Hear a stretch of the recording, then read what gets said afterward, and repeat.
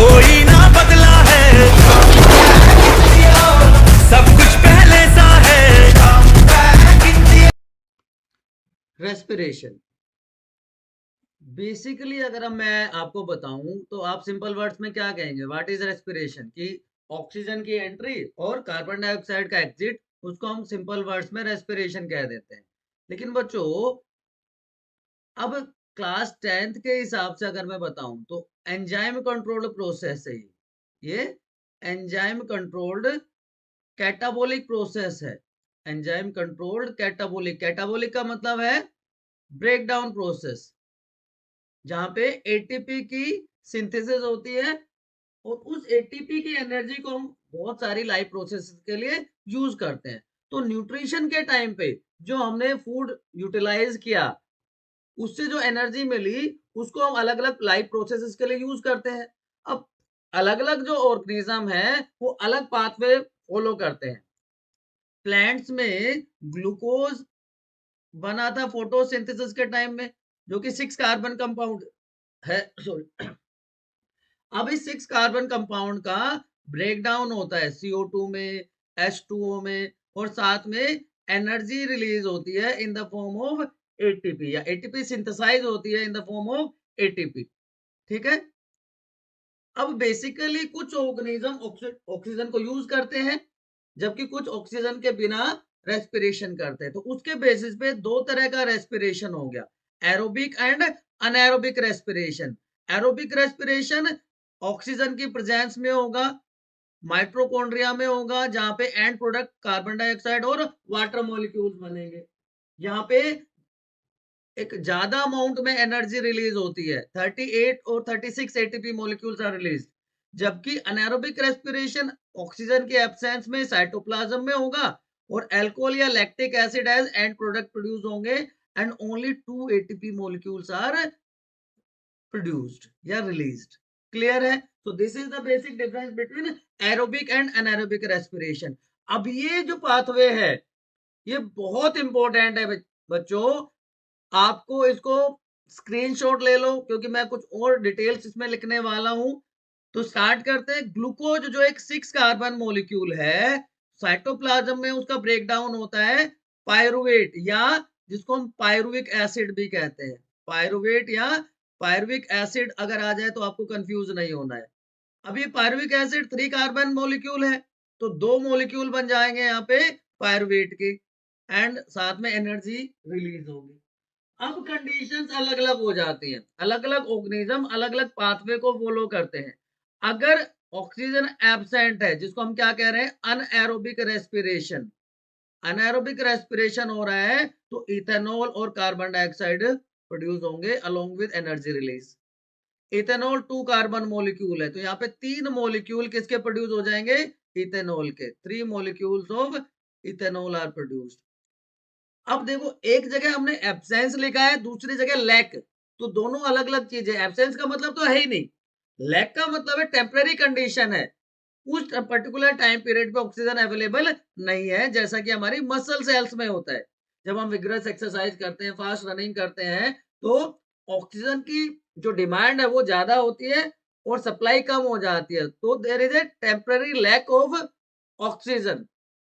तो उस कंडीशन में लैक्टिक एसिड एक्यूमुलेट हो जाता है हमारे मसल्स में, जो कि 3 कार्बन मॉलिक्यूल है, and this condition is known as muscle fatigue. इस कंडीशन को बच्चों मसल फटीग कहा जाता है। मस्कुलर क्रैम्प, मस्कुलर पेन आ जाता है। और एरोबिक रेस्पिरेशन ऑक्सीजन की प्रेजेंस में माइटोकॉन्ड्रिया में कार्बन डाइऑक्साइड और वाटर प्रोड्यूस करता है along with large amount of energy in the form of ATP. तो ये ग्लूकोज ब्रेकडाउन पाथवे बहुत इंपॉर्टेंट है, इसको आप समराइज कर लो। देखो, हमने कहां से शुरू किया, ग्लूकोज से, 6 कार्बन कंपाउंड से, उससे क्या बना, 3 कार्बन कंपाउंड या मॉलिक्यूल पायरुविक एसिड। अब अलग अलग कंडीशन के हिसाब से इथेनॉल, लैक्टिक एसिड या कार्बन डाइऑक्साइड प्रोड्यूस होता है। ठीक। अब इस प्रोसेस को हम कह देते हैं सेलुलर रेस्पिरेशन। इसका मतलब रेस्पिरेशन भी 2 फेजेस में कंप्लीट होता है, या 2 टाइप का होता है, सेलुलर रेस्पिरेशन एंड दूसरा भी आगे मैं बताने वाला हूं आपको, अब यहाँ पे जो एनर्जी रिलीज हुई वो इमिडिएटली यूज हो जाएगी एटीपी सिंथेसिस के लिए, और उस एटीपी को, क्योंकि एटीपी क्या है, ATP is energy currency of the cell, ATP is known as energy currency of the cell. अब उस एनर्जी करेंसी को हम अलग अलग मेटाबॉलिक एक्टिविटीज के लिए यूज करते हैं, सर्वाइवल के लिए यूज करते हैं। तो अभी जो एटीपी प्रोड्यूस हुई, जिसको हम एनर्जी करेंसी कह रहे हैं, इसकी सिंथेसिस कैसे हुई, एडीपी एडेनोसिन डाइफॉस्फेट में जब इनऑर्गेनिक फॉस्फेट ऐड होती है तो बन जाती है एडेनोसिन ट्राइफॉस्फेट, एटीपी। और एक एटीपी मॉलिक्यूल बनता है तो उसमें 30.5 किलो जूल एनर्जी होती है पर मोल या पर मॉलिक्यूल। अब ये क्योंकि सिंथेसिस है तो एंडोथर्मिक यहाँ पे एनर्जी स्टोर्ड है। अब इसका अगर ब्रेक डाउन कर दे तो क्या हो जाएगा, एडीपी और साथ में इनऑर्गेनिक फॉस्फेट रिलीज हो जाएगी। अब ये इसकी बात हम कर रहे हैं, यहाँ पे 30.5 किलो जूल एनर्जी होती है। क्लियर है? अब दूसरा फेज, पहला हमने कर लिया सेलुलर रेस्पिरेशन, अब गैस एक्सचेंज है सेकंड पार्ट, कि intake of oxygen from atmosphere और रिलीज ऑफ CO2, जिसको सिंपल वर्ड्स में हम ब्रीदिंग कहते हैं, intake of O2 and release of CO2। Atmospheric gases का कंपोजिशन इनहेल्ड एयर में और एक्सहेल्ड एयर में यहाँ पे देख पा रहे हैं कि ऑक्सीजन 21% होती है, नाइट्रोजन एटमॉस्फेयर में 78% है, कार्बन डाइऑक्साइड 0.03% है। नाइट्रोजन मेजर कंट्रीब्यूटर है, फिर भी रेस्पिरेटरी गैस में कंसिडर क्यों नहीं की जाती, बताओ बताओ, why nitrogen is not considered as respiratory gas? Because जो पार्शियल प्रेशर है ना बेटा नाइट्रोजन का, वो एटमॉस्फेयर में और हमारी बॉडी में इक्विलिब्रियम में होता है, और जब कोई गैस इक्विलिब्रियम में होगी तो उसका एक्सचेंज नहीं हो सकता, क्योंकि आपको पता है गैसेस डिफ्यूज करती हैं हाई पार्शियल प्रेशर से लो पार्शियल प्रेशर की तरफ, हाई पार्शियल प्रेशर से लो पार्शियल प्रेशर की तरफ। क्लियर है आपको? चलो, अब रेस्पिरेशन का एरोबिक पाथवे की हमने बात करी कि एरोबिक रेस्पिरेशन डिपेंड करता है ऑक्सीजन पे, और ये इंश्योर करता है कि जो ऑर्गेनिज्म है उसको सफिशिएंट अमाउंट में ऑक्सीजन मिल जाए। ठीक है, प्लांट्स में ये काम स्टोमेटा के थ्रू होता है, गैसेस एक्सचेंज में हेल्प करते हैं, ऑलरेडी हम डिस्कस कर चुके हैं। इंटर लीफ की स्ट्रक्चर में हमने देखा था कि इंटरसेलुलर स्पेसेस थे जो एयर के कांटेक्ट में होते हैं। अब यहाँ पे जो दोनों गैसेस हैं, चाहे वो कार्बन डाइऑक्साइड है चाहे वो ऑक्सीजन है, डिफ्यूजन के थ्रू उनका एक्सचेंज होता है। ठीक है, और डिफ्यूजन डिपेंड करता है एनवायरमेंटल कंडीशंस पे and requirement of the plants और एनिमल्स।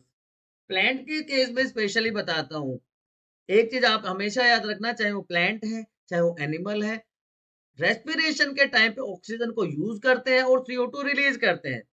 फिर ऐसा क्यों कहते हैं कि प्लांट CO2 को यूज करते हैं? CO2 यूज नहीं करते बेटा, डे टाइम में जब CO2 रिलीज होगी रेस्पिरेशन में तो वो इमिडिएटली यूज हो जाती है फॉर फोटोसिंथेसिस प्रोसेस, तो नेट रिलीज नहीं होता CO2 का।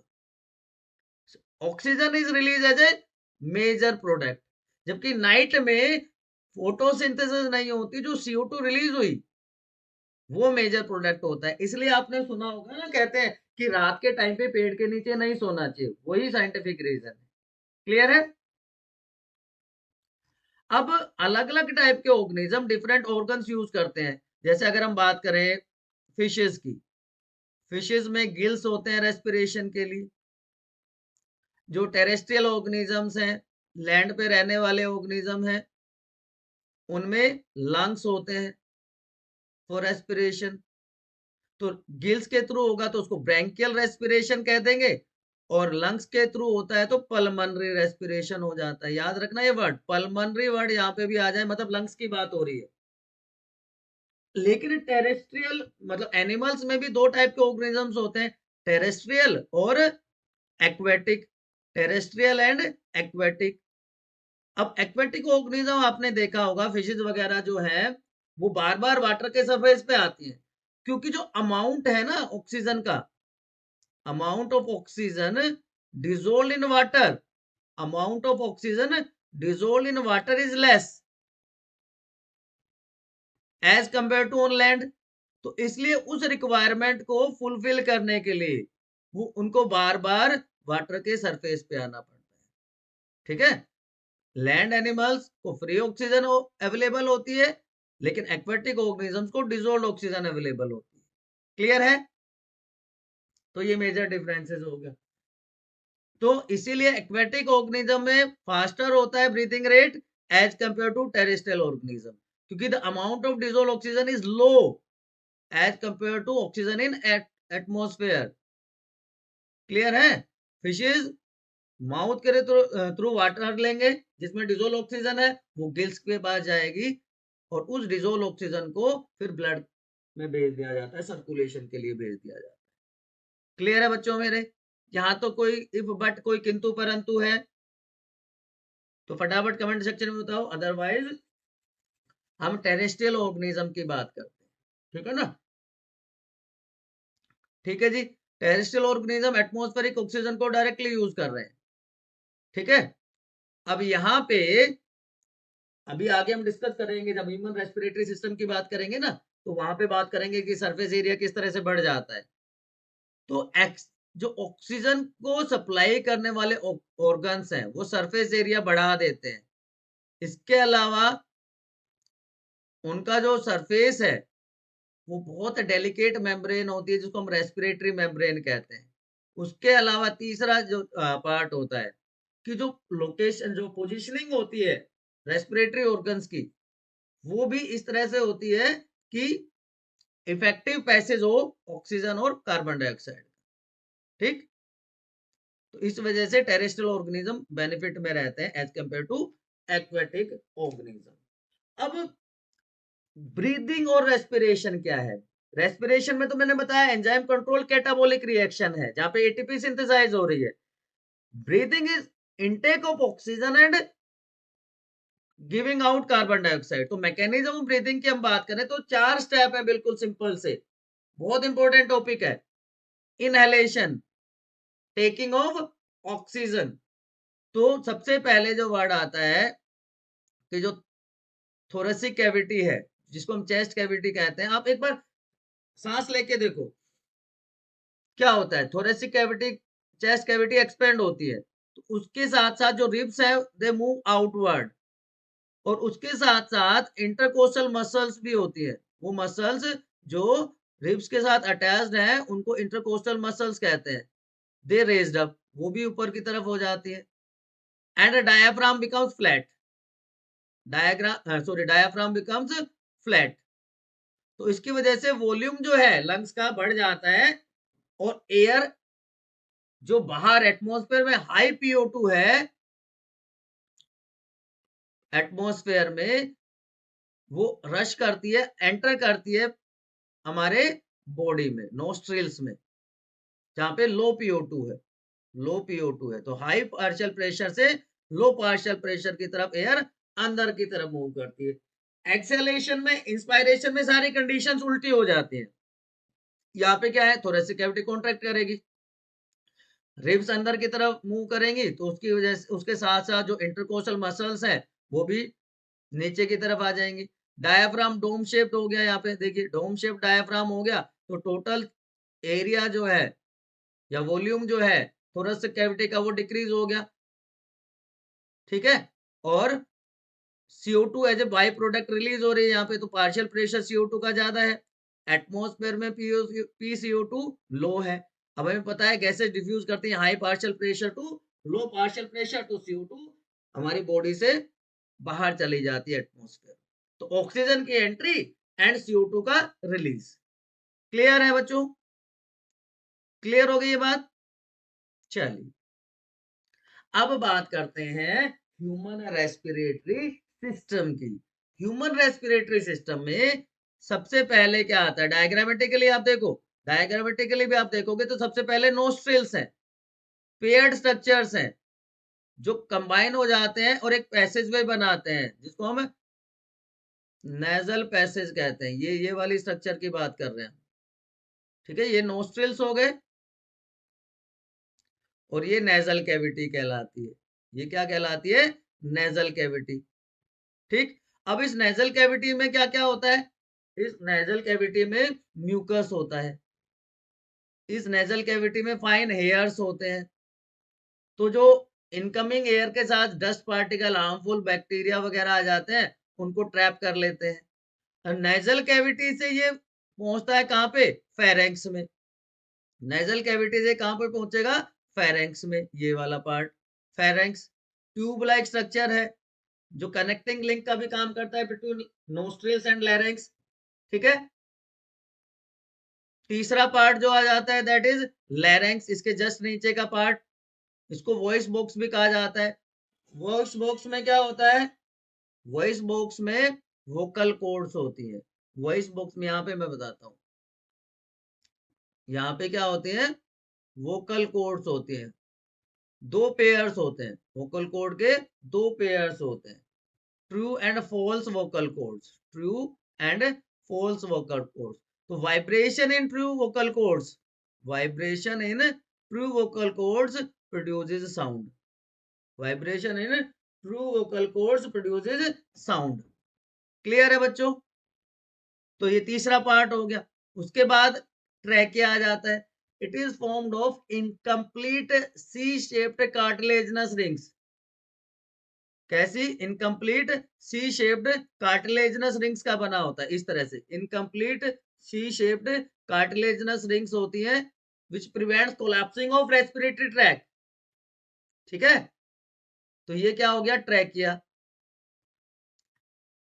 तो सबसे पहले नोस्ट्रिल, उसके बाद फेरेंक्स, फिर लैरिंक्स, फिर ट्रैकिया। चारों पार्ट क्लियर हो गए? यहां तक कोई दिक्कत है?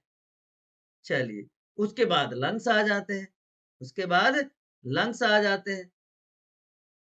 ठीक है। लंग्स पेयर्ड स्ट्रक्चर्स है,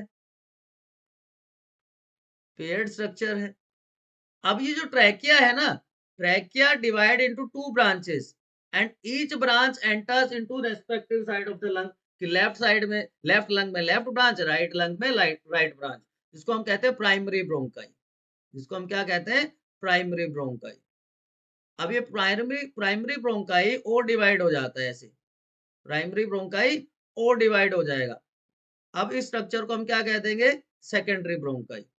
प्राइमरी ब्रोंकाई से secondary bronchi, secondary bronchi further divide करेगा और फाइन स्ट्रक्चर्स बना देगा, जिसको टर्सरी ब्रोंकाई कहेंगे। So primary, secondary and tertiary bronchi बन जाते हैं। And this bronchi further changes into bronchioles.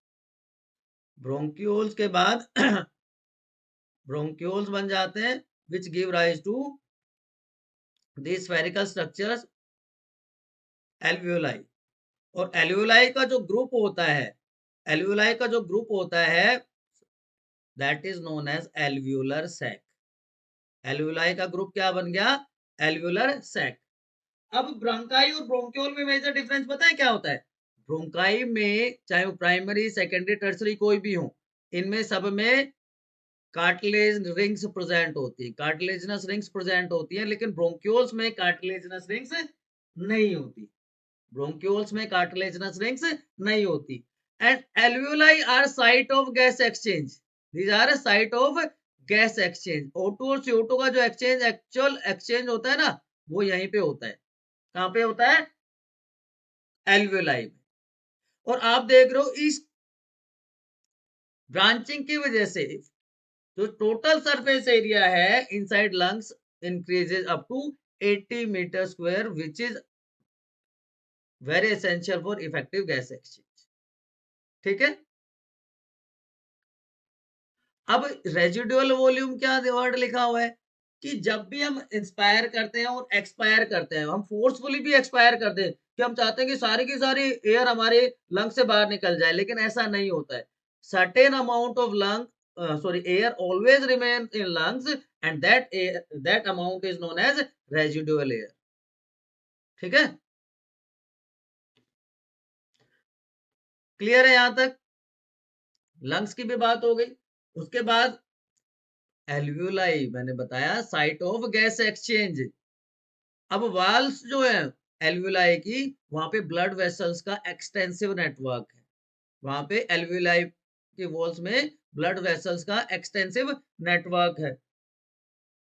जहां पे ऑक्सीजन मिक्स कर जाएगी ब्लड के साथ और कार्बन डाइऑक्साइड बाहर निकल जाएगी। तो ऑक्सीजन एंटर कर गई, यहाँ पे ब्लड के साथ मिक्स कर गई। तो ऑक्सीजन मिक्स करेगी हमारे ब्लड में जो हीमोग्लोबिन है उसके साथ और बना देगी ऑक्सी हीमोग्लोबिन। अब ये ऑक्सी हीमोग्लोबिन अनस्टेबल कंपाउंड है, ये ब्लड के साथ सर्कुलेट करेगा बॉडी में, ब्लड के साथ बॉडी में सर्कुलेट करेगा और जहां पे भी रिक्वायरमेंट होगी ये दोबारा से डिसोसिएट हो जाएगा, ऑक्सीजन अलग और हीमोग्लोबिन अलग। ऑक्सीजन उस सेल या टिश्यू को सप्लाई हो जाएगी, हीमोग्लोबिन वापस से ऑक्सीजन के साथ मिल जाएगा और ये प्रोसेस कंटिन्यूअसली चलती रहती है। तो in this way oxygen reaches to each and every cell of the body, each and every cell of the body. Clear है बच्चों? यहां तक कोई कंफ्यूजन? चले आगे। अब रेस्पिरेटरी पिगमेंट, ये क्या होता है सर? हमारी आरबीसीज में, हमारी आरबीसीज में एक पिगमेंट होता है हीमोग्लोबिन और वो रेड कलर प्रोवाइड करता है हमारे ब्लड को। ठीक, अब आपने देखा कि अगर एनिमल का साइज स्मॉल है, एनिमल का साइज स्मॉल है, तो ये आपके एनसीईआरटी का क्वेश्चन भी है कि एनिमल साइज स्मॉल है मान लो, या यूनिसेलुलर ऑर्गेनिज्म है, तो यूनिसेलुलर ऑर्गेनिज्म में तो आपको पता है एक ही सेल में सारे के सारे काम होने, यहीं से रेस्पिरेशन, यहीं से एक्सक्रीशन होगा। तो that cell is in direct contact with atmosphere, that cell is in direct contact with atmosphere, तो डिफ्यूजन सफिशिएंट हो जाता है, डिफ्यूजन सफिशिएंट है।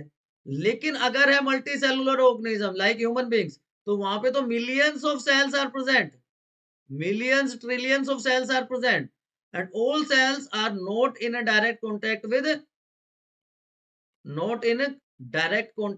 atmosphere, direct contact with atmosphere। कि भाई ठीक है ये पहली हो गई, या मान लो मैक्सिमम 2 सेल हो जाएंगी, तो इनरमोस्ट सेल तक जब पहुंचेगा, क्योंकि डिफ्यूजन बहुत स्लो प्रोसेस है, तो इनरमोस्ट सेल तक जब ऑक्सीजन पहुंचेगी तब तक तो आत्मा और परमात्मा का मिलन हो जाएगा। इसीलिए यहाँ पे रेस्पिरेटरी पिगमेंट प्रेजेंट होता है। ठीक है ना, कि डिफ्यूजन अकेला सफिशिएंट नहीं है to supply oxygen to deepest part of the body. तो यहाँ पे क्या है, ये जो रेड कलर का पिगमेंट है, रेस्पिरेटरी पिगमेंट हीमोग्लोबिन जो है, अभी मैंने बताया, ये ऑक्सीजन के साथ कंबाइन करके ऑक्सी हीमोग्लोबिन बना देगा, और क्योंकि हीमोग्लोबिन ब्लड में है तो ब्लड के साथ ही सर्कुलेट करेगा। ठीक है, और जहां पे भी रिक्वायरमेंट होगी उस सेल टिश्यू ऑर्गन तक पहुंच जाए। क्लियर? अब कार्बन डाइऑक्साइड वाटर में ज्यादा सोल्यूबल होती है ऑक्सीजन से, तो इसलिए ये मोस्टली डिसॉल्व फॉर्म में सप्लाई होती है as compare to oxygen. Clear है बच्चों? बात समझ में आ गई? अब वो जो मैं बता रहा था कि टोटल सरफेस एरिया लंग्स के अंदर बढ़ जाता है, और अगर उसको हम स्प्रेड करें तो वो कहां तक पहुंच जाता है? 80 मीटर स्क्वायर। क्यों जरूरी है? इफेक्टिव एक्सचेंज के लिए, large surface area, effective gases exchange. ठीक है, अगर डिफ्यूजन से अगर वो ऑक्सीजन मूव हो ना हमारी बॉडी में, तो 3 साल लग जाएंगे टॉप से, टो से और लंग्स तक पहुंचने में, ये लंग्स से टोज तक पहुंचने में। ठीक है ना, इसलिए हीमोग्लोबिन जो है हमारा फ्रेंड है for effective oxygen supply. Clear बच्चों? अब बात करते हैं ट्रांसपोर्टेशन, अब बात करते हैं ट्रांसपोर्टेशन की। भैया ऑक्सीजन का ट्रांसपोर्ट हमने देख लिया, ऑक्सीजन के साथ न्यूट्रिएंट्स, हार्मोन्स और दूसरे सब्सटेंसेस हैं, रेस्पिरेटरी गैसेस के साथ साथ ये जो न्यूट्रिएंट्स हैं उनके एंट्री, और waste like CO2 from the lungs, और बाकी जो प्रोडक्ट्स हैं, वेस्ट प्रोडक्ट्स हैं, किडनी के थ्रू बाहर चले जाते हैं। तो हमारी जो स्मॉल इंटेस्टाइन हमने पढ़ा था न्यूट्रिशन में, ह्यूमन डाइजेस्टिव सिस्टम में, वहां पे इंटेस्टाइनल एंजाइम्स होते हैं, अमाइलेज होता है जो कि पैनक्रियाटिक जूस से आता है, प्रोटीएज होता है जो प्रोटीन के डाइजेशन के लिए यूजफुल होता है, लाइपेज होता है जो फैट के डाइजेशन के लिए होता है, तो वो कार्बोहाइड्रेट को वाटर सोल्यूबल ग्लूकोज में कन्वर्ट कर देते हैं। फैट्स फैटी एसिड और ग्लिसरॉल में टूट जाता है, और प्रोटीन्स क्योंकि amino acids are building block of proteins, तो वो अमीनो एसिड में टूट जाता है, जिससे इनका एब्जॉर्प्शन इफेक्टिव हो जाता है। अब इसके बाद आ जाता है बच्चों तीसरा system, that is circulatory system. दो सिस्टम्स हमने डिस्कस कर लिए, nutrition and respiration. Circulatory system की हम बात करते हैं। It consist of three structures, पहला हार्ट, दूसरा ब्लड वेसल्स, तीसरा ब्लड, मेनली ये तीन है। इसके अलावा लिम्फेटिक सिस्टम भी होता है, इसके अलावा लिम्फेटिक सिस्टम भी होता है। तो लिम्फ और लिम्फ वेसल्स मिलके क्या बना देते हैं, लिम्फेटिक सिस्टम। ठीक है, ये दोनों सिस्टम, चाहे सर्कुलेटरी सिस्टम की बात करें चाहे वो लिम्फेटिक सिस्टम की बात करें, ये ट्रांसपोर्ट का काम करते हैं थ्रू आउट द बॉडी। तो heart, blood vessels, blood and lymphatic system. Clear. अब सबसे पहले हम ब्लड की बात कर लेते हैं। ब्लड फ्लूइड कनेक्टिव टिश्यू है। ब्लड फ्लूइड कनेक्टिव टिश्यू है जिसके दो कंपोनेंट होते हैं, plasma, plasma is cellular component या नॉन सेलुलर, ये नॉन सेलुलर पार्ट है। Plasma is non cellular part जो कि 55% बनाता है। और दूसरा सेलुलर कंपोनेंट है जो 45% बनाता है, जिसमें मेजर कंट्रीब्यूटर आरबीसीज हैं 41%, और WBC and platelets, actually platelets तो सेल फ्रेगमेंट्स ही हैं, वो 4% बनाती है। ठीक है जी। तो ब्लड फ्लूइड कनेक्टिव टिश्यू है जो ट्रांसपोर्टेशन में हेल्प करता है। अब एक एक करके सबकी बात कर लेते हैं।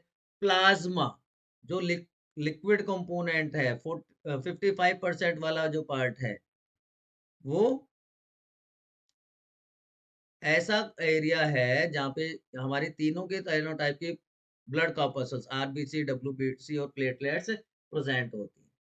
ठीक है, ये ट्रांसपोर्ट करेगा फूड को, रिमूव करेगा CO2 को, नाइट्रोजनस वेस्ट को डिसोल्व फॉर्म में। ठीक है, इसमें मेनली क्या होते हैं, इसमें 90 से 92% वाटर होता है।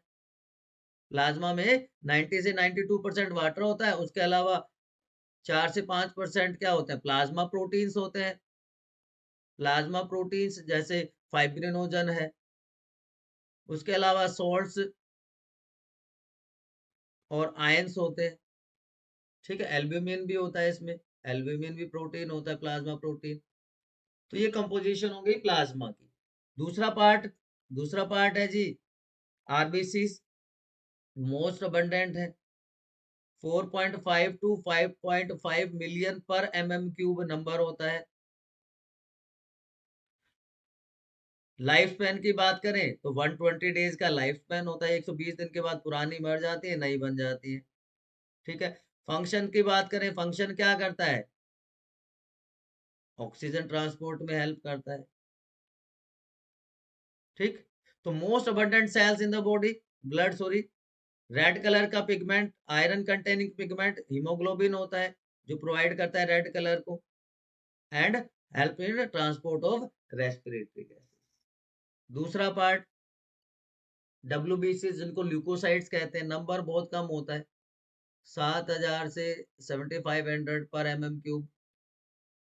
ठीक है, लगभग 1% बनाता है ब्लड का, और they provide immunity to our body, immune system को स्ट्रॉन्ग करने में हेल्प करते हैं। इम्यून सिस्टम की सेल्स हैं तो help to fight against disease causing organisms. अब ये अलग अलग टाइप के होते हैं based on nucleus lobes, nucleus की लोब्स के बेसिस पे ये अलग अलग टाइप की होती है। मोनोसाइट्स लार्जेस्ट है। ठीक है, ईओसिनोफिल, बेसोफिल और न्यूट्रोफिल्स, देखो 2 lobe nucleus, 3 lobe nucleus, multi lobed nucleus. Lymphocytes जिनको हम फर्दर डिवाइड कर देते हैं दो ग्रुप में, T cells and B cells, T cells and B cells. तीसरा प्लेटलेट और थ्रोम्बोसाइट्स, प्लेटलेट और थ्रोम्बोसाइट्स। याद रखो, ब्लड क्लोटिंग में हेल्प करती है, ब्लड क्लोटिंग में हेल्प करती है। They are cell fragments which help in blood clotting. दूसरी इंपॉर्टेंट चीज यहाँ पे आपको याद होनी चाहिए, विटामिन के। विटामिन के जिसको फाइलोक्विनोन कहा जाता है, phylloquinone is helpful for blood clotting. ठीक है, नॉर्मल ब्लड क्लोटिंग का टाइम है 1 to 5 minutes. Normal blood clotting minor injuries के लिए 1 to 5 मिनट्स है। ठीक है, तो ये तीनों टाइप की ब्लड कॉर्पस्कल्स हो गई। ब्लड की कंपोजिशन में हमने प्लाज्मा और दोनों कंपोनेंट्स की बात कर ली। अब दूसरा पार्ट ब्लड के बाद ब्लड वेसल्स, ये 3 टाइप की होती हैं, arteries, veins and capillaries. Artery, when and capillary. तो आर्टरी प्योर ब्लड सप्लाई करती है, प्योर जिसको हम ऑक्सीजनेटेड ब्लड भी कहते हैं। वेन्स डीऑक्सीजनेटेड ब्लड जिसको हम इम्प्योर ब्लड भी कहते हैं। और कैपिलरीज इन दोनों के बीच का जो नेटवर्क है, जहां पे एक्सचेंज होता है न्यूट्रिएंट्स का, गैसेस का। ठीक है, तो arteries carries pure blood, exception है इसका, accept pulmonary artery. Pulmonary artery क्या करती है? Pulmonary artery deoxygenated blood carry करती है राइट वेंट्रिकल से लंग्स में। वेन्स डीऑक्सीजनेटेड ब्लड कैरी करती हैं, लेकिन पल्मोनरी वेन एक्सेप्शन है, जो प्योर ऑक्सीजनेटेड ब्लड लाती है कहां से? लंग से लेफ्ट ओरिकल में, लंग से लेफ्ट ओरिकल में। आर्टरीज डीप सीटेड होती है अंदर की तरफ। चलिए डिफरेंसेस अलग से बताता हूँ, डिफरेंसेस अलग से डिस्कस करता हूँ आपके लिए। तो आर्टरीज कैरीज ऑक्सीजनेटेड ब्लड, तो ये डिस्ट्रीब्यूटिंग वेसल्स हो गई। थिक वॉल्ड है, इलास्टिक है, डीप सेटेड है, और एक और लिख लो आप इसमें, no valve is present. No valve is present in arteries, no valve present. जबकि वेन्स डीऑक्सीजनेटेड ब्लड, एक्सेप्शन भी ध्यान रखना है, एक्सेप्शन है पल्मोनरी आर्टरी जो इम्प्योर ब्लड कैरी करती है, इधर का एक्सेप्शन क्या है? Pulmonary vein. कलेक्टिंग वेसल्स है, थिन है, लेस इलास्टिक है, और सुपरफिशियल होते हैं। हमारी जो स्किन के ऊपर दिखती है ना, वो वेन्स होती हैं बच्चों। ठीक है, तो आर्टरीज और वेन का डिफरेंस आपको पता चल गया? क्लियर है? चलो बहुत अच्छी बात है। तो कैपिलरीज क्या है? आर्टरीज देख लिया आपने, वेन्स देख ली, व्हाट आर कैपिलरीज? कि जैसे ही ऑर्गन या टिश्यू पे पहुंचती है, तो आर्टरी फाइन ब्रांचिंग में डिवाइडेड हो जाती है। आर्टरी डिवाइड करके क्या बना देंगी? आर्ट्रियोल। आर्टरी से क्या बन गया? आर्ट्रियोल। वेन्स की ब्रांचिंग क्या कहलाएगी? वेन्यूल। तो एक तरफ आर्ट्रियोल है, एक तरफ वेन्यूल है, उनके बीच का जो 1 सेल थिक जो सेल्स हैं, स्मॉलेस्ट जो वेसल्स हैं, smallest vessels which are 1 cell thick, उनको हम क्या कह रहे हैं? कैपिलरी कहते हैं। तो एक्सचेंज जो मैंने बताया ना, exchange of material between blood and surrounding sales, इसी के थ्रू होता है। ये ज्वाइन कर जाती है तो वेन बना देंगी एक तरफ, जो ब्लड को लेके जाएंगे और ऑर्गन से या टिश्यू से दूर, दूसरी तरफ ये ज्वाइन कर जाएंगे तो आर्ट्रियोल से आर्टरी बन जाएगी। क्लियर? तो दो कंपोनेंट हमने डिस्कस कर लिए, ब्लड एंड ब्लड वेसल्स। तीसरा पार्ट है हमारा हार्ट। तीसरा और इंपॉर्टेंट पार्ट क्या है? Heart, pumping organ of the body. Feast की साइज का है, feast size, pumping organ, muscular organ.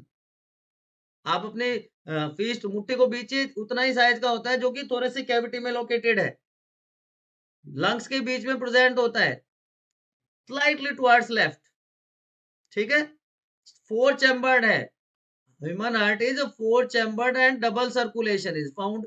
4 chambered and double circulation is found.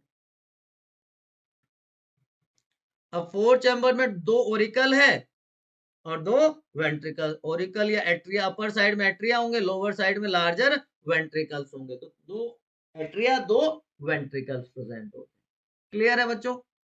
अब यहाँ पे इंपॉर्टेंट चीज क्या आती है? अच्छा चलो, डबल सर्कुलेशन तो बताऊंगा, लेकिन एक चीज और बता देता हूँ, only fishes have single circulation. Fishes have single circulation, fishes में सिंगल सर्कुलेशन होता है सिर्फ, बाकी में सब में डबल, इनकम्प्लीट डबल या डबल सर्कुलेशन होता है। क्रोकोडाइल्स में भी कंप्लीट डबल सर्कुलेशन होता है। ठीक है, फिशेज में 2 चैम्बर्ड हार्ट है और सिंगल सर्कुलेशन मिलता है, हालांकि याद रह जाए तो वेल एंड गुड, कोई बात नहीं है। अब डबल सर्कुलेशन क्या होता है, देखो समझो। Double circulation, passing of blood twice through heart during one circulation through the body, कि बॉडी में से तो एक बार सर्कुलेट हो रहा है लेकिन हार्ट में एंट्री 2 बार हो रही है ब्लड की, इसलिए उसको डबल सर्कुलेशन कहा जाता है, इसलिए उसको डबल सर्कुलेशन कहते हैं। कैसे होता है देखो, सबसे पहले आप आ जाओ lungs, site of gas exchange है, प्योर ऑक्सीजनेटेड ब्लड आया, उस ऑक्सीजनेटेड ब्लड को कौन कैरी करता है, पल्मनरी वेन, कौन कैरी करता है, पल्मनरी वेन ऑक्सीजनेटेड ब्लड कहां पे लेके आएगी, लेफ्ट एट्रियम में। Left side of heart always contain pure blood, oxygenated blood, और यहाँ पे बाइकस्पिड वाल्व होता है, यहाँ पे बाइकस्पिड वाल्व होता है, बाइकस्पिड वाल्व, याद रखना। क्लियर।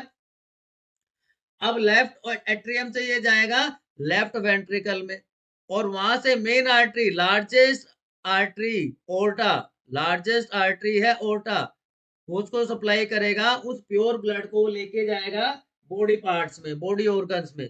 अब जब बॉडी ऑर्गन्स में जाएगा तो ऑक्सीजन तो यूटिलाइज हो जाएगी, सप्लाई हो जाएगी, और CO2 उसमें ऐड हो जाएगी। तो यहां तक जो हमारा ब्लड था, यहां तक हमारा जो ब्लड था वो था pure oxygenated.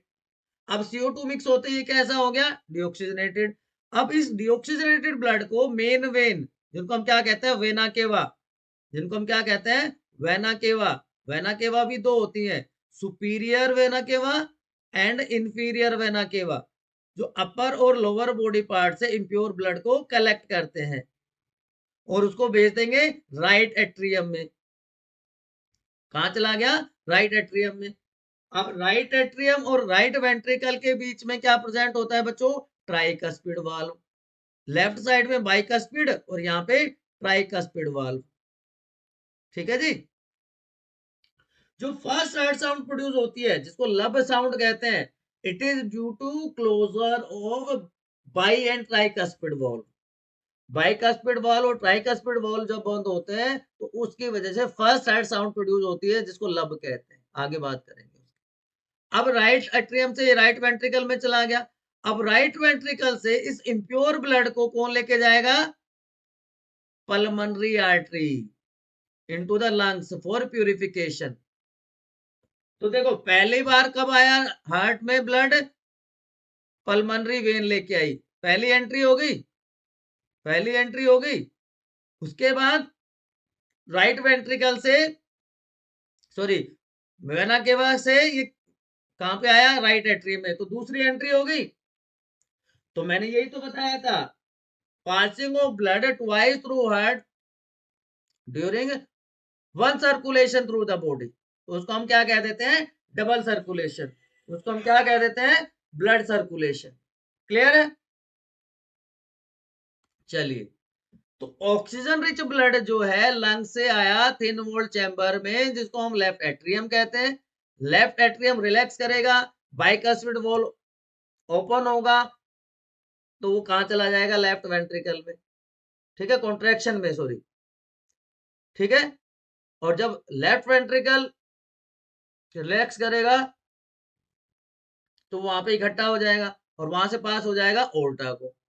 Similarly right atrium से राइट वेंट्रिकल में। This is double circulation, this is double circulation. तो बहुत इंपॉर्टेंट है, बहुत बार क्वेश्चन पूछा जाता है। तो एक तो आपको क्या याद रखना है, एक तो आपको याद रखना है well level diagram of heart, ये वाला सारे के सारे पार्ट आपको क्रिस्टल क्लियर होने चाहिए, सारे के सारे पार्ट। और दूसरा डबल सर्कुलेशन, हार्ट में दो ही चीजें इंपॉर्टेंट है। ठीक है, ठीक है, तो डबल सर्कुलेशन हो गया। अब जब मस्कुलर लेफ्ट वेंट्रिकल कॉन्ट्रैक्ट करेगा तो ब्लड कहां चला गया, बॉडी में, with the help of aorta.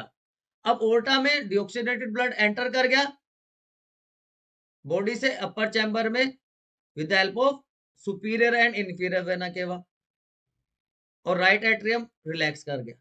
अब राइट एट्रियम से ये कहा जाएगा, जब राइट एट्रियम कॉन्ट्रैक्ट करेगा तो ये ट्राइकस्पिड वॉल खुल जाएंगे और वो राइट वेंट्रिकल में चला गया। अब ये जो ट्रांसफर ऑफ ब्लड का राइट वेंट्रिकल, अब ये डीऑक्सीडेटेड ब्लड है। अब इस डीऑक्सीडेटेड ब्लड को पल्मोनरी आर्टरी कलेक्ट कर लेगी और लंग्स के पास ले जाएगी for purification, for oxygenation. Clear है ना बच्चों, बात समझ में आ गई? चलो, अब वेंट्रिकल का काम आपको पता चल गया, वो डिफरेंट बॉडी पार्ट्स को, ऑर्गन्स को ब्लड सप्लाई करते हैं, थिक वॉल्ड होते हैं।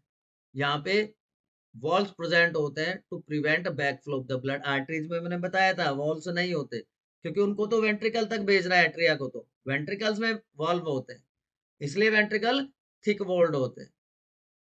ठीक है, चलिए, तो डबल सर्कुलेशन की नीड क्या है? देखिए, जो मल्टी सेलुलर ऑर्गेनिज्म होते हैं, जो हायर ऑर्गेनिजम्स होते हैं, उनकी ऑक्सीजन रिक्वायरमेंट हाई होती है। और ऑक्सीजन रिक्वायरमेंट कैसे फुलफिल होंगी? एटीपी जब जनरेट होगी। एटीपी कहां से आएगा? एटीपी कहां से आएगा? Through blood. तो ब्लड सर्कुलेशन डबल सर्कुलेशन है ह्यूमन बींग्स में, क्योंकि 2 बार पंप हो रहा है during one complete cycle through the body. अब एक हाफ जो राइट, ये राइट हाफ जो है, राइट साइड जो है, इसमें क्या है? इम्प्योर ब्लड है, डीऑक्सीजनेटेड ब्लड है। और जो लेफ्ट साइड मैंने बताया था ऑलवेज कंटेन, लेफ्ट में हमेशा ऑक्सीजनेटेड या प्योर ब्लड होता है।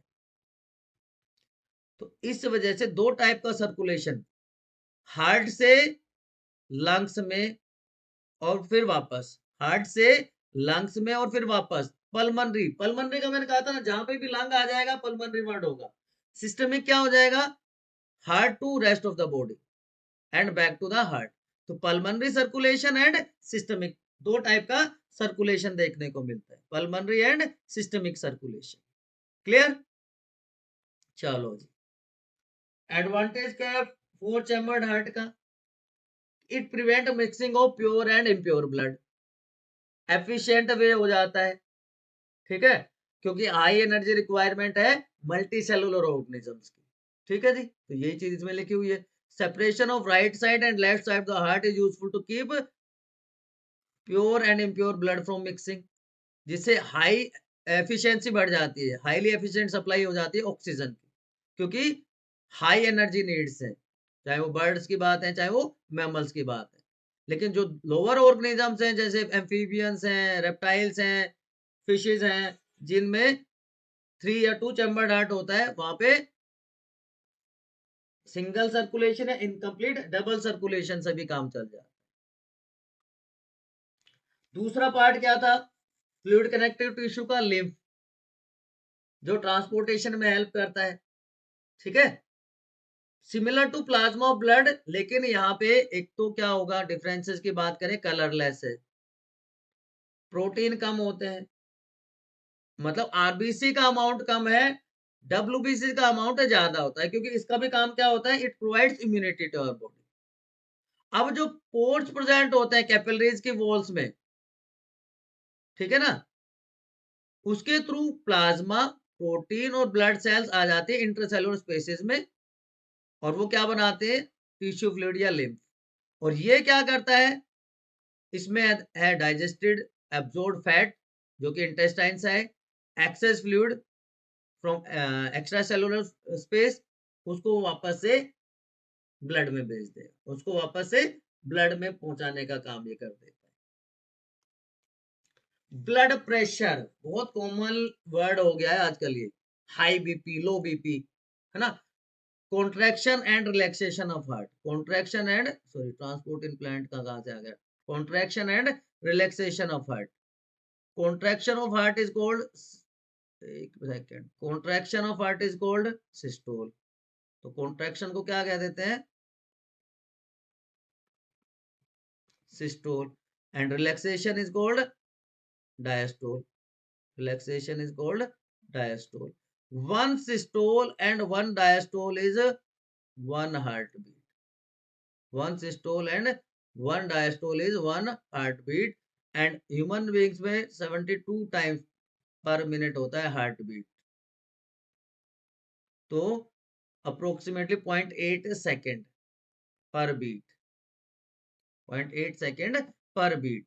अब सिस्टोल की वैल्यू होती है 120 और डायस्टोल की वैल्यू होती है 80 और इसको मेजर करते हैं एमएम ऑफ मर्करी। तो इसलिए ये जो वैल्यू है कहलाती है नॉर्मल ब्लड प्रेशर। इससे ज्यादा हो गया हाई ब्लड प्रेशर, इससे कम हो गया लो ब्लड प्रेशर। क्लियर हो गया बच्चों? तो हाई एंड लो बीपी। तो यही बात है। Pressure of blood inside artery during ventricular systole, या जिसको कॉन्ट्रैक्शन कहते हैं, वो सिस्टोलिक प्रेशर है, और pressure artery during relaxation is diastolic pressure. तो 120/80 इसकी वैल्यू होती है और इसको मेजर किया जाता है। आपके एनसीईआरटी में भी डायग्राम दिया हुआ है। एक इंस्ट्रूमेंट है जिसको स्फिग्मोमैनोमीटर कहा जाता है। High blood pressure, hypertension, constriction constriction of arteriole, जिसकी वजह से ब्लड फ्लो स्लो हो जाता है and it can cause rupturing of arteries, internal bleeding भी हो सकती है। ये वाली जो बात बता रहा था मैं, आपके एनसीईआरटी में दिया हुआ है स्फिग्मोमैनोमीटर। ठीक है, यही वही सारी चीजें जो मैंने आपको अभी बताई है, द इंस्ट्रूमेंट स्फिग्मोमैनोमीटर। ठीक है जी। तो ये बात हो गई ट्रांसपोर्ट इन एनिमल्स की। इसके बाद हम बात करने वाले हैं बच्चों ट्रांसपोर्ट इन प्लांट्स की। तो बच्चों ट्रांसपोर्ट के लिए प्लांट्स में दो तरह के टिश्यूज होते हैं। एक को हम कहते हैं जाइलम और दूसरा होता है फ्लोएम। अगर वाटर मिनरल्स की ट्रांसपोर्टेशन की बात हो तो उसके लिए जाइलम काम आता है, और जो फूड का ट्रांसपोर्ट है वो होता है with the help of phloem. तो जो फूड का ट्रांसपोर्ट है उसको ट्रांसलोकेशन भी कहा जाता है, ट्रांसलोकेशन। अब जाइलम बना होता है 4 कंपोनेंट से, 4 स्ट्रक्चर से। कौन कौन सा बताओ, 9th क्लास में पढ़ा है आपने, बोलो फटाफट। Tracheids, vessels, xylem fibre and xylem parenchyma, right. In 4 component से मिलके जाइलम बना होता है। लाइकवाइज अगर हम फ्लोएम की बात करें तो फ्लोएम किस किस से बनता है? फ्लोएम बनता है sieve tubes, companion cell, phloem fibre and phloem parenchyma. Clear? तो ये तो कंपोनेंट हो गए जाइलम और फ्लोएम के। अब जाइलम जो है वो क्योंकि गैसेस एक्सचेंज में हेल्प करता है, और हमने ऑलरेडी डिस्कस किया है कि CO2 या फोटोसिंथेसिस के जो प्रोडक्ट हैं उनसे जो एनर्जी मिलती है वो लीव्स में स्टोर हो जाती है। लीव्स में क्लोरोफिल प्रेजेंट होता है, राइट। और जो बाकी टाइप का मटेरियल है वो अलग अलग टाइप से होता है, ट्रांसपोर्ट होता है। अब प्लांट्स के लिए नियरेस्ट सोर्स क्या है रॉ मटेरियल का? सोयल है। वहां से वो नाइट्रोजन लेता है, फॉस्फोरस लेता है, बाकी मिनरल्स लेता है। लेकिन नाइट्रोजन के बारे में मैंने आपको एक बात बताई थी कि एटमॉस्फेरिक नाइट्रोजन को प्लांट्स डायरेक्टली यूज नहीं कर पाते, वो नाइट्रेट और नाइट्राइट की फॉर्म में उनको यूज करते हैं। अब एब्जॉर्प्शन जो है ना इन सब्सटेंसेस का, वो रूट्स के थ्रू होगा। अब जो रूट्स का जो सिस्टम है, जहां से वो रूट, उसके बाद स्टेम, लीव्स, ब्रांचेस तक पहुंचेगा, वो डिपेंड करेगा कि प्लांट शॉर्ट टाइप के हैं या प्लांट लॉन्ग टाइप के हैं।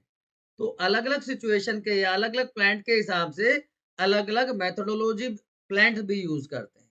क्लियर है बच्चों? तो एनर्जी नीड डिफर करेंगी डिफरेंट बॉडी डिजाइन में।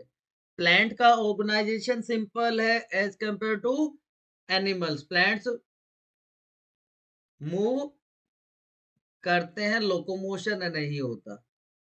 डू नॉट मूव मैंने लिखा है, लेकिन देखो दो वर्ड होते हैं, मूवमेंट एंड लोकोमोशन।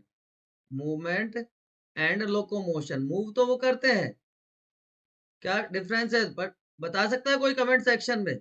मूवमेंट का मतलब है कि ये एक पोजीशन है, तो प्लांट यहाँ पे फिक्स है, तो इधर भी बेंड होता है, इधर भी बेंड होता है विंड के साथ, लेकिन प्लांट यहाँ से यहाँ नहीं जा सकता। तो ये तो क्या हो गया मूवमेंट।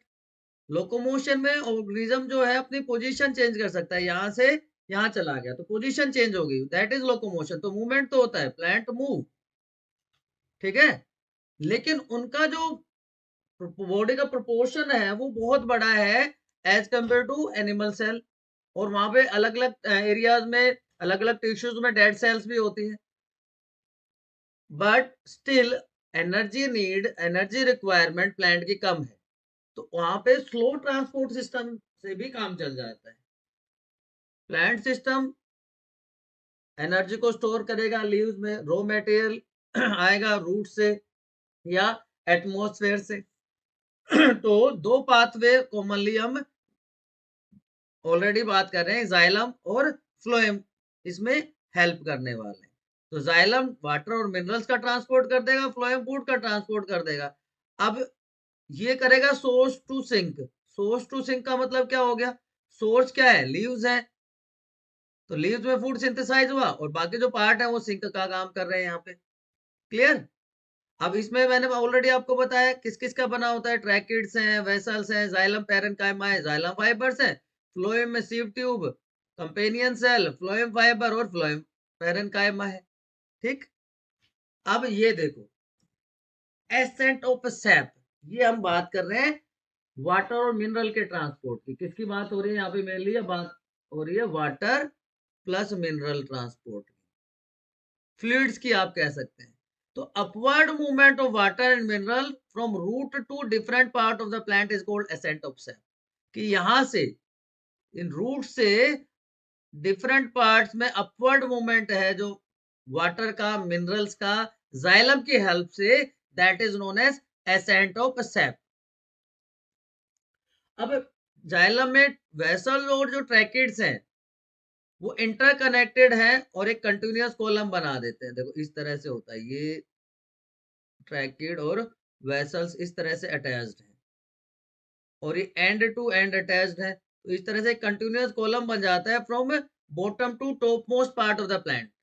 रूट्स की जो सेल्स हैं सोइल के साथ एक्टिवली कनेक्टेड है, वो आयंस वहां से अब्जॉर्ब कर लेंगे, उसकी वजह से एक डिफरेंस क्रिएट हो गया रूट और सोइल में। सोइल में ज्यादा है कंसंट्रेशन, रूट में कंसंट्रेशन कम है। हमें पता है सब्सटेंसेस मूव करते हैं हाई कंसंट्रेशन से लो कंसंट्रेशन की तरफ, so into the roots from the soil, उस गैप को फिल करने के लिए। तो इसलिए कंटिन्यूअस मूवमेंट होता रहता है वाटर का रूट जाइलम में, और इसकी वजह से कॉलम क्रिएट हो जाता है जो उसको अपवर्ड मूव करता है। अब जो ये अपवर्ड मूवमेंट है वो अकेला एनफ नहीं है वाटर को लॉन्ग हाइट तक पहुंचाने के लिए। तो प्लांट तो एक दूसरा मेथड यूज करते हैं जिससे वो हाईएस्ट पॉइंट तक भी पहुंच जाए। तो अभी तक क्या देखा हमने, अभी तक हमने देखा कि रूट जो सॉइल में प्रेजेंट है तो इनके बीच में कंसंट्रेशन ग्रेडियंट है। अब जो अपर पार्ट्स हैं उनमें और रूट्स में भी कंसंट्रेशन का गैप है, तो इस कंसंट्रेशन ग्रेडियंट की हेल्प से जो वाटर है ऊपर की तरफ मूव कर रहा है। लेकिन ये कंसंट्रेशन ग्रेडियंट अकेला सफिशिएंट नहीं है to to move water and minerals through xylem to the highest point of the plant body.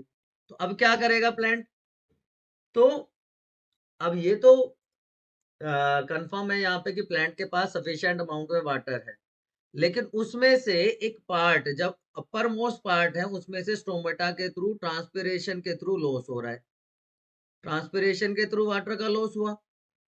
अब रूट्स के पास ज्यादा पानी है, यहाँ पे पानी का कंसंट्रेशन हो गया कम, तो इवेपोरेशन जो है वाटर मॉलिक्यूल्स का लीफ में एक सक्शन क्रिएट कर देता है जो वाटर मॉलिक्यूल को ऊपर की तरफ मूव करता है। तो ये वाटर लॉस किसकी वजह से हुआ, ट्रांसपिरेशन की तरफ की वजह से। इसलिए इसको क्या कहते हैं, transpiration pull theory, transpiration pull theory याद रहेगा। ट्रांसपीरेशन पुल थ्योरी क्या हो गया कि ट्रांसपीरेशन की वजह से जो अपर पार्ट्स हैं, लीव्स हैं, वहां पे वाटर के कंसंट्रेशन हो गई कम, रूट्स में या स्टेम में वाटर की कंसंट्रेशन हाई है, तो उसकी वजह से गैप क्रिएट हो गया, और उस गैप को फिल करने के लिए वाटर का अपवर्ड मूवमेंट होता है, इसलिए इस थ्योरी को ट्रांसपिरेशन पुल थ्योरी कहा जाता है। क्लियर है बच्चों? चलो जी, अब ट्रांसपिरेशन के काम क्या हो गए? ट्रांसपिरेशन क्या कर रहा है? ट्रांसपिरेशन एब्जॉर्प्शन कर रहा है, अपवर्ड मूवमेंट कर रहा है वाटर का और मिनरल्स का डिसॉल्व फॉर्म में, रूट से स्टेम, लीव्स, ब्रांचेस, मतलब अपर पोर्ट। ये टेम्परेचर रेगुलेशन का भी काम कर रहा है, ठीक है। और नाइट में ज्यादा हो जाता है रूट प्रेशर का इफेक्ट, कि डे में तो स्टोमेटा ओपन है, ट्रांसपिरेशन पुल मेजर फोर्स हो गया for movement of water and minerals through xylem. लेकिन नाइट में क्योंकि स्टोमेटा क्लोज्ड है, तो ये ट्रांसपिरेशन ज्यादा इफेक्टिव हो जाता है। कैसे इफेक्टिव हो जाता है? अब वो बात आ जाती है फूड के ट्रांसपोर्ट में, जाइलम के थ्रू जो ट्रांसपोर्ट होगा उसमें, जाइलम ट्रांसपोर्टेशन के थ्रू। तो प्रोडक्ट ऑफ फोटोसिंथेसिस, जिसको हम क्या कह रहे हैं, ग्लूकोज कहते हैं, प्लांट में वो स्टार्च की फॉर्म में स्टोर हो गया, लेकिन ट्रांसपोर्ट किस फॉर्म में होता है बोलो? मैं ऑलरेडी बता चुका हूं आपको, सुक्रोज की फॉर्म में। तो सुक्रोज के साथ साथ दूसरे सब्सटेंसेस को भी ट्रांसपोर्ट करता है ना। तो वो स्टोर कहाँ थे? या तो रूट्स में थे, या फूड में स्टोरेज था, या सीड्स। तो ट्रांसलोकेशन, मैंने बताया था ना, फूड का ट्रांसपोर्ट क्या कहलाता है? ट्रांसलोकेशन।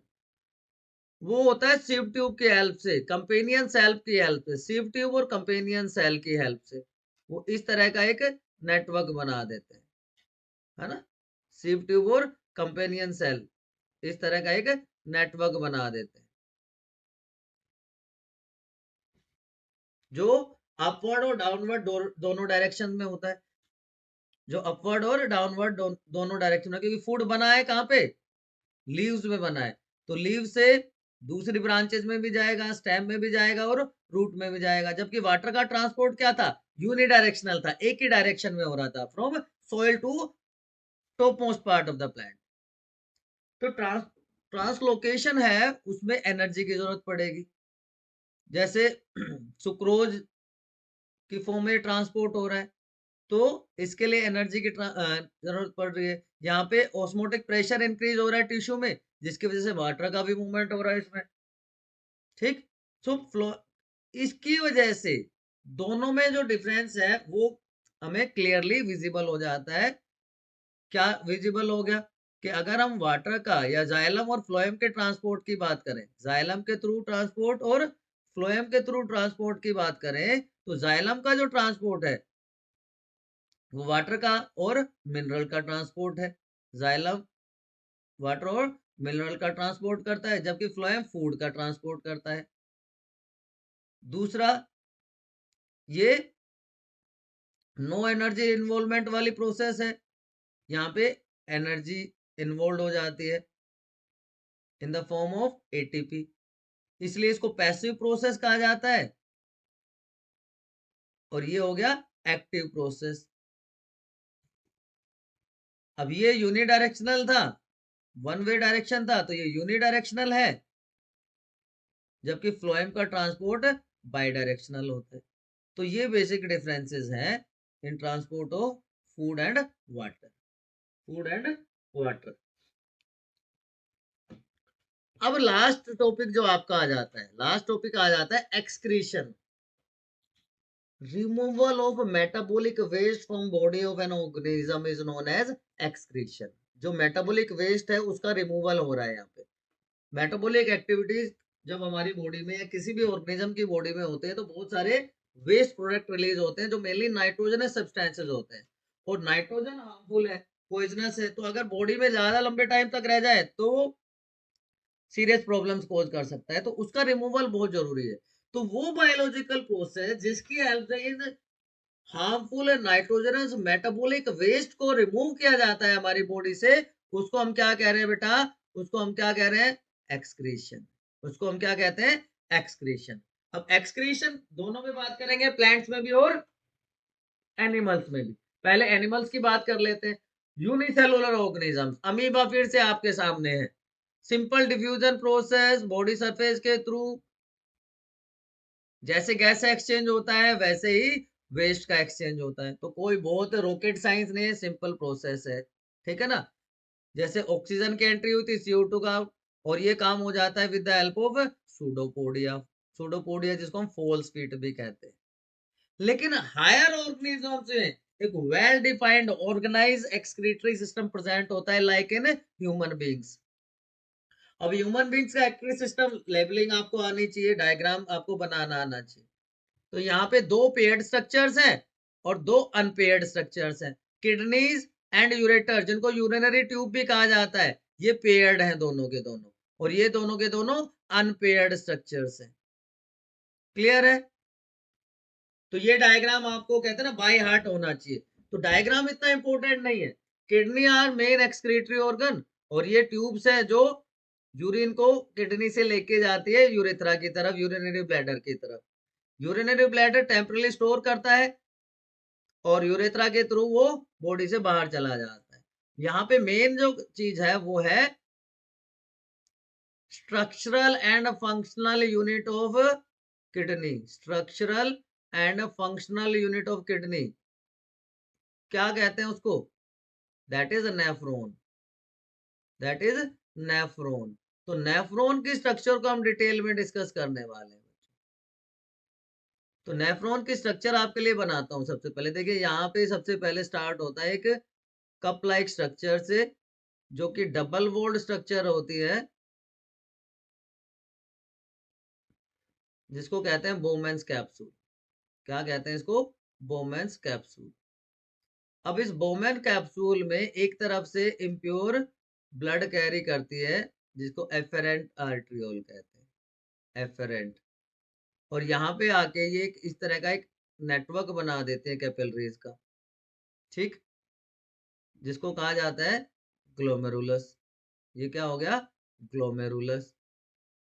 और ये कैरी करेंगी इसको दूसरी तरफ, तो ये कहलाएगी इफेरेंट आर्ट्रियोल। तो एफेरेंट लाने वाली, इफेरेंट ले जाने वाली। अब ये ग्लोमेरुलस और बोमेन कैप्सूल को मिला के कहते हैं बच्चों मालपीजियन ट्यूब्यूल। क्या कहते हैं? Malpighian tubule. तो ये पहला पार्ट हो गया। अब इसके जस्ट नीचे जहां पे ये खत्म होता है, यहाँ पे दूसरी स्ट्रक्चर स्टार्ट हो जाती है, उसको कहते हैं PCT, proximal convoluted tubule. Proximal converted tubule आगे जाता है, इस तरह से घूम जाता है, और ये पार्ट है, लिम्स हैं दूसरी स्ट्रक्चर के, जिसको लूप ऑफ हेनले हम कहते हैं, लूप ऑफ हेनले। अब इस लूप ऑफ हेनले के दो लिम्स हैं, दो पार्ट हैं। एक हो गया डिसेंडिंग लिम और दूसरा हो गया ascending Liam. Descending and ascending लिम।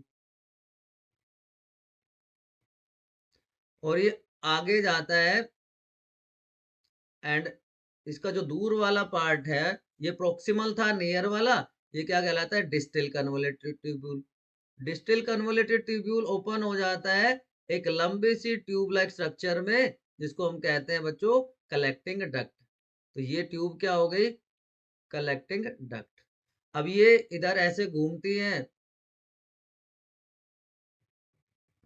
ये डायग्राम आपने ऑलरेडी देखा हुआ है, ठीक है ना? तो ये नेफ्रॉन का स्ट्रक्चर है। ऑर्गेनाइज यहाँ पे देख लो, ये रहा जो एनसीईआरटी में दिया हुआ है। तो नेफ्रॉन बेसिक फिल्ट्रेशन यूनिट है किडनी की, जो एक ग्रुप है, क्लस्टर है थिन वॉल्ड ब्लड कैपिलरीज का। यहाँ पे जो कप शेप स्ट्रक्चर है उसको हम बोमेंस कैप्सूल कह रहे हैं, जो कलेक्ट करता है फिल्ट्रेट को। और बहुत सारे नेफ्रॉन होते हैं, up to 100 million nephrons are found in kidneys, ठीक। तो ब्रांच ऑफ रीनल आर्टरी, जिसको एफेरेंट कहा गया, और वो दूसरी तरफ जाके इफेरेंट बना देती है रीनल वेन, ठीक। बोमेंस कैप्सूल ग्लोमेरुलस मिलके क्या बना देते हैं? Malpighian tubule. ये कैपिलरी का नेटवर्क है। ये प्रोक्सिमल कन्वोलेटेड ट्यूब्यूल, ये दूर वाला डिस्टल कन्वोलेटेड ट्यूब्यूल, ये कलेक्टिंग डक्ट। तो ये डिफरेंट पार्ट्स हैं, ठीक। तो आप एक एक करके इनको एक्सप्लेन करेंगे, इनका डायग्राम बनाएंगे, आपका काम हो जाएगा, ठीक। The blood enters the kidney through renal artery. Renal artery उसको लेके आ रही है, उसके बाद उसका कैपिलरी नेटवर्क बन गया, जिसको हम ग्लोमेरुलस कह देते हैं। जो वाटर एंड सोल्यूट है वो बोमेंस कैप्सूल में चले गए। अब जो प्रोक्सिमल कन्वोलेटेड ट्यूब्यूल, जिसको मैंने क्या लिखा था? PCT, PCT. अब ये जो आया ना, जो फिल्ट्रेट, इसमें बहुत सारी चीजें अभी भी काम की हैं। इसमें अमीनो एसिड्स हैं, इसमें ग्लूकोज हैं, सोल्ट्स हैं, उनको सेलेक्टिवली रीअब्सॉर्ब कर लिया जाता है। और जो अनवांटेड मॉलिक्यूल्स हैं वो आगे चले जाते हैं into ascending and descending limb of loop of Henle, जहां पे और पानी अब रीअब्सॉर्ब हो जाएगा और फाइनली ये पहुंच जाएगा डिस्टिल कन्वोलेटेड ट्यूब्यूल में, जहां पे कंडीशनल रीअब्सॉर्प्शन होगा वाटर का एंड फाइनली ये यूरिन के फॉर्म में बॉडी से बाहर निकल जाएगा। तो मतलब अब फंक्शनिंग ऑफ नेफ्रॉन क्या है? यूरिन फॉर्मेशन है इनडायरेक्टली, है ना। यूरिन फॉर्मेशन का मैकेनिज्म हम देख लेते हैं।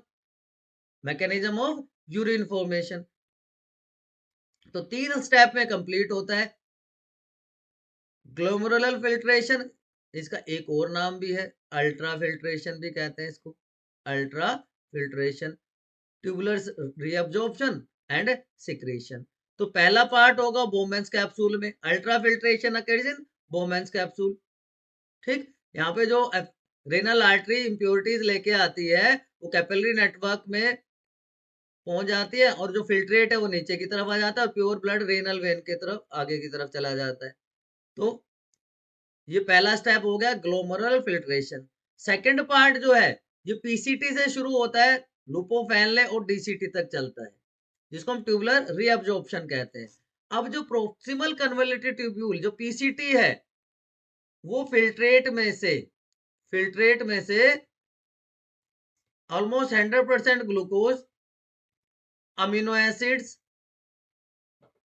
को रीअब्जॉर्ब कर लेता है। क्या कर लेता है? रीअब्जॉर्ब कर लेता है और बाकी का फिल्ट्रेट आगे की तरफ चला जाता है, डिसेंडिंग लिम्ब ऑफ लूपोफेनले और असेंडिंग लिम्ब। लूपोफेनले तो कनेक्टिंग पार्ट है, असेंडिंग और डिसेंडिंग लिम्ब जो है ना, इसी में रीअब्जॉर्प्शन होता है। And finally it reaches to distal convoluted tubule, जहां पे conditional reabsorption of water occurs.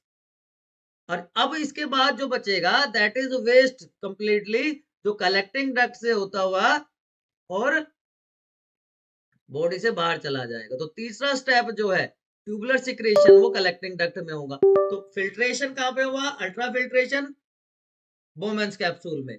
Tubular reabsorption कहां हुआ? पीसीटी, लूपोफेनले के दोनों limbs and DCT. And tubular secretion कहां हुआ? Collecting duct. क्लियर है बच्चों? तो ये मैकेनिज्म होता है यूरिन फॉर्मेशन का। ग्लोमेरुलर फिल्ट्रेशन यहां पे हो रहा है डबल वोल्ड ग्लोमेरुलस में। रेनल आर्टरी लेके आई फिल्ट्रेट, ये इस लूपोफेनले ये इस लूपोफेनले में आ गया और रीनल वेन इसको लेके चले गई आगे की तरफ। यहाँ पे जो कैपिलरी नेटवर्क है इसने इसको पास कर दिया नीचे की तरफ इस फिल्ट्रेट को। ये डबल वॉल्ड मेम्ब्रेन है, अमाउंट ज्यादा है, एरिया कम है, तो फाइन फिल्ट्रेशन हो रहा है, इसलिए इसको अल्ट्रा फिल्ट्रेशन भी कहा जाता है। इसको अल्ट्रा फिल्ट्रेशन भी कहा जाता है। तो ये पहला स्टेप हो गया यूरिन फॉर्मेशन का, अल्ट्रा फिल्ट्रेशन। उसके बाद सेकंड स्टेप में ट्यूबुलर रिअब्जॉर्प्शन हो रहा है कि जो इनिशियल फिल्ट्रेट आया यहाँ पे, इसमें अभी भी ग्लूकोज, अमीनो एसिड, सोल्ट जैसे इंपोर्टेंट सब्सटेंसेस हैं अलोंग विद वाटर। तो उनको सेलेक्टिवली, सारा का सारा नहीं, इसलिए सेलेक्टिव रीअब्जॉर्प्शन इसको कहा जाता है। तो sodium, amino acids, glucose reabsorb कर लिए फिल्ट्रेट से ब्लड में, फिल्ट्रेट से वापस आ गए ब्लड में। ठीक, तो इस सेलेक्टिव रीअब्जॉर्प्शन हो रहा है यहाँ पे। वाटर रीअब्जॉर्ब हो गया, ये डिपेंड करेगा कि कितना पानी वहां पे अवेलेबल है। ठीक है, कितना पानी अवेलेबल है। तो in descending and ascending limb of Henle's loop, इस रीजन की बात हो रही है। यहाँ पे वाटर का रीअब्जॉर्प्शन हो जाता है और आयंस का रीअब्जॉर्प्शन हो जाता है, वाटर एंड आयंस का रीअब्जॉर्प्शन हो गया। और फाइनली ट्यूबुलर सिक्रेशन। अब यहाँ पे डीसीटी तक आते आते इसमें से सारे इंपोर्टेंट चीजें रीअब्जॉर्ब हो गई। तो नाउ द फिल्ट्रेट, जिसको अब हम क्या कहते हैं, फिल्ट्रेट जिसको हम क्या कहते हैं, यूरिन कहते हैं, उसमें कुछ सोल्ट्स हैं, एक्स्ट्रा वाटर है, यूरिया है। अब वो कलेक्टिंग डक्ट के थ्रू बॉडी से बाहर चले जाते। तो this is mechanism of urine formation. ठीक है बच्चों, तो 3 स्टेप हुआ। Glomerular filtration, nitrogen waste, glucose, water, amino acids filter from blood into the women's capsule, ये वाला पार्ट पहला स्टेप हो गया। दूसरा ट्यूबुलर रीअब्जॉर्प्शन, यूजफुल सब्सटेंसेस जो इस फिल्ट्रेट के थ्रू पीसीटी में आए, रीअब्जॉर्ब हो गए इस कैपिलरी नेटवर्क के through, PCT, ascending limb, descending limb, DCT तक। And finally tubular secretion, urea, creatinine, salts, extra water इस कलेक्टिंग डक्ट के थ्रू बॉडी से बाहर चले गए, दैट इज ट्यूबुलर सिक्रेशन। तो यूरिन जो दोनों किडनी बना रही है, एक लॉन्ग ट्यूब में जाता है जिसको यूरेटर कहते हैं, वो कनेक्टिंग पॉइंट है, मैंने बताया था यूरिनरी ट्यूब्स पेयर्ड स्ट्रक्चर्स है।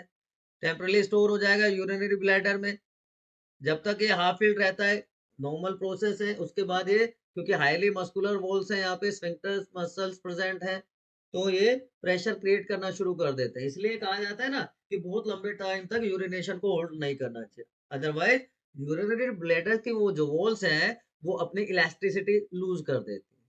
तो ब्लैडर मस्कुलर है तो अंडर नर्वस कंट्रोल है, लेकिन जब हाफ फील्ड से ज्यादा हो जाएगा तो वो कंट्रोल से बाहर चला जाता है। तो किडनीज वाइटल ऑर्गन है सर्वाइवल के लिए। तो बहुत सारे फैक्टर्स हैं, जैसे इन्फेक्शन है, इंजरी है, रिस्ट्रिक्टेड ब्लड फ्लो हो गया किडनीज में, वो किसी भी रीजन से हो सकता है, किडनी स्टोन्स की वजह से हो सकता है। तो उसकी वजह से जो नाइट्रोजनस पॉइजनस सब्सटेंसेस जो अक्यूमुलेट होना शुरू हो जाते हैं हमारी बॉडी में, which can cause death also. तो कई बार जब नॉन फंक्शनल हो जाती है किडनीज, तो artificial kidneys are also used. तो वो एक आर्टिफिशियल डिवाइस है जो, उसका जो प्रोसीजर है वो क्या कहलाता है, डायलाइसिस। डायलाइसिस आपने सुना होगा कि भाई उसकी तो किडनी खराब होगी, उसको डायलिसिस करवाना पड़ता है ना।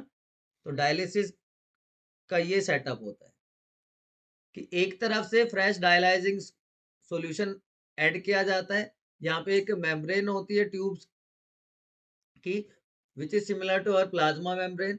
ठीक है, पेशेंट के आर्टरी से ब्लड कलेक्ट किया जाता है, उस मेम्ब्रेन के थ्रू पास होता है, और जो वेस्ट है वो यहाँ पे डायलाइजिंग सॉल्यूशन जो है, जिसमें वेस्ट आ जाता है यूरिया, क्रेटिनिन जैसे, वो सारे इसमें इकट्ठे होते रहते हैं, और फिर वापस से उसको वेन की हेल्प से पेशेंट के बॉडी में पहुंचा दिया जाता है।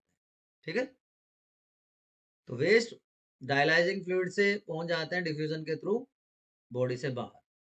तो प्योरीफाइड ब्लड है उसको वापस से पेशेंट में एंटर करवाया जाता है। तो फंक्शनिंग बहुत सिमिलर है, जैसे हमारी किडनी काम करती है वैसे ही काम करती है, लेकिन यहाँ पे रीअब्जॉर्प्शन जैसा कुछ नहीं हो रहा, आप देख रहे हो सिर्फ रिमूवल हो रहा है वेस्ट का, रीअब्जॉर्प्शन जैसा कुछ नहीं होता है इसमें। So normally a healthy adult initial filtrate कितना होता है किडनीज में, 180 लीटर, 180 लीटर पर डे। लेकिन यूरिनेशन या यूरिन कितना प्रोड्यूस होता है, 1.5 टू 2 लीटर्स ओनली। इसका मतलब about 99% filtrate is reabsorbed, 99% filtrate is reabsorbed, मतलब वो काम का होता है ना। अब यूरिन की कंपोजिशन की बात कर लो आप। इसमें 95% वाटर है, इसलिए कहा कि 99% रीअब्सॉर्ब हो जाता है। यूरिया 2% है, इसको रिमूव करना होता है। डिजोल्व सोल्ट्स और कुछ आयंस होते हैं उनको रिमूव करना होता है, और यूरिक एसिड, क्रिएटिनिन, अमोनिया जैसे वेस्ट को रिमूव करना होता है। अब process of passing of urine is known as micturition. उसको क्या कहते हैं, micturition. Process of urine passage from the body is known as micturition. और ये मिक्सचुरेशन बहुत सारे फैक्टर्स पे डिपेंड करता है, कि टाइप ऑफ फूड टेकन, कि अगर लिक्विड इनटेक ज्यादा होगा तो ऑब्वियसली मिक्सचुरेशन या यूरिनेशन ज्यादा होगा। वेदर पे डिपेंड करता है, अगर समर सीजन है तो lot of water is low through sweating process, तो यूरिनेशन कम हो जाता है, विंटर्स में यूरिनेशन ज्यादा होता है। फिजिकल वर्क, कि अगर कोई इंसान है जो लेबरर है, वो बेचारा हार्ड वर्क कर रहा है तो स्वेटिंग के थ्रू बहुत सारा वाटर लॉस हो गया, लेकिन एक दूसरा है कोई एसी ऑफिस में बैठा हुआ है तो उसको कम मेहनत करनी पड़ रही है, मतलब फिजिकल वर्क की बात हो रही है यहाँ पे, तो यूरिनेशन वहां पे ज्यादा हो जाता है। तो these are the factors which affect micturition या यूरिनेशन। ठीक, तो ये ऑलरेडी हम डिस्कस कर चुके हैं तो इसकी कोई जरूरत नहीं है। अब बात करते हैं कि एक्सक्रीशन प्लांट्स में कैसे होता है। और प्लांट्स में कोई वेल ऑर्गेनाइज सिस्टम नहीं होता बच्चों। तो जो डिफरेंट पार्ट्स हैं प्लांट्स के, दे एक्सक्रीट आउट यूरिन डिफरेंटली। अब जैसे ऑक्सीजन और कार्बन डाइऑक्साइड जैसे गैसेस जो है, वो फोटोसिंथेसिस और रेस्पिरेशन के थ्रू बाहर चली जाती है। मेनली CO2 की बात हो रही है। वाटर जो है, एक्सेस वाटर जो है, वो ट्रांसपिरेशन के थ्रू लॉस हो जाता है थ्रू लीव्स या स्टोमेटा। प्लांट वेस्ट प्रोडक्ट्स जैसे व्हाट यू से गम्स है, रेजिन्स है, वो ओल्ड जाइलम के थ्रू चले जाते हैं, और कुछ सेलुलर वैक्यूल्स में स्टोर हो जाते हैं, कुछ डायरेक्टली रूट के थ्रू सोइल में चले जाते हैं। तो डिफरेंट प्लांट्स के पार्ट जो है, वो डिफरेंट मेथड्स यूज करते हैं to get rid of waste product from their body. तो बच्चों मेरे ये चैप्टर था पूरा लाइफ प्रोसेस। पहला न्यूट्रिशन ऑलरेडी हम डिस्कस कर चुके थे। अब हमने क्या रेस्पिरेशन, ट्रांसपोर्टेशन एंड एक्सक्रेशन भी डिस्कस कर लिया। फिर भी आपको याद दिलाना मेरा फर्ज बनता है, कहाँ पे डिस्कस किया हमने? आपके फेवरेट स्टडी डेस्टिनेशन बायोनीति RRG पर। डाउट नहीं होना चाहिए, बट फिर भी अगर कोई है तो क्या करना है? कमेंट सेक्शन में पूछना है। चैनल पर नए हैं तो फटाफट ये काम करना है, कम बैक करने के लिए सब्सक्राइब करना है, शेयर कर दो अपने फ्रेंड्स के साथ, क्लासमेट्स के साथ, and don't forget to like. अपने डाउट पूछते रहिए। वीक 4 में हमने 8 चैप्टर कंप्लीट कर लिए। पर वीक 2 चैप्टर हम कंप्लीट कर रहे हैं। ठीक है बच्चों, keep studying, see you soon.